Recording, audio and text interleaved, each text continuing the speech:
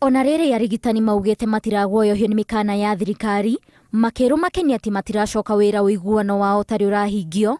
Minista wa ũgima wa mwĩrĩ Susan Nakhumicha augĩte thirikari nĩ ĩhotorete kunanĩra njũng'wa nao gũtigĩrĩra atĩ mũgomo ũyũ ũrĩa ũkoretwo kwa ihinda rĩa mweri ũmwe na kuna nĩ wathira.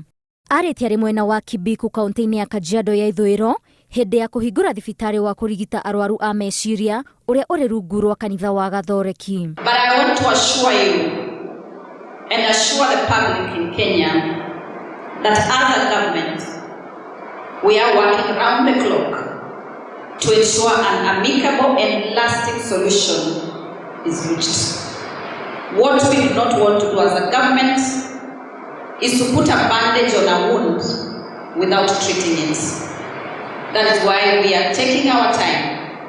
And since morning I have had 3 meetings, and I want to assure Kenyans that this situation is going to be in control, if not tomorrow, in the next few days. We pray most earnestly that a solution be found together. Negotiation requires a give and take, and the sooner this is done, the better for our brothers and sisters. Kũringana na munini wa gavana wa Kajiado Martin Mushisho, onake augĩte madagĩtarĩ maikare marĩ cemba amu ihinda-inĩ ta rĩrĩ nĩguo madagĩtarĩ amaigĩrĩra mekuona kahinda ga gũtabania wĩra ũtakinyanĩire ikĩro, ũndũ ũrĩa nĩ ũgwati makĩria kũrĩ mũingĩ.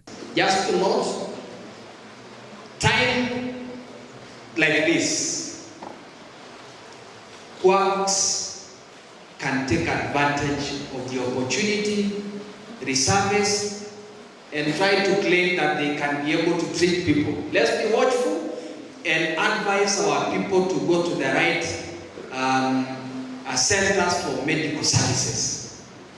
And we ask our brothers in the medical fraternity that think of our people that needs your services at this moment. Also soften your stand. Let's come to the table. Let's reason with our leaders and be able to come to a conclusion. Ngĩribotera Inooro TV, njĩtagwo Waithera wa Nduati.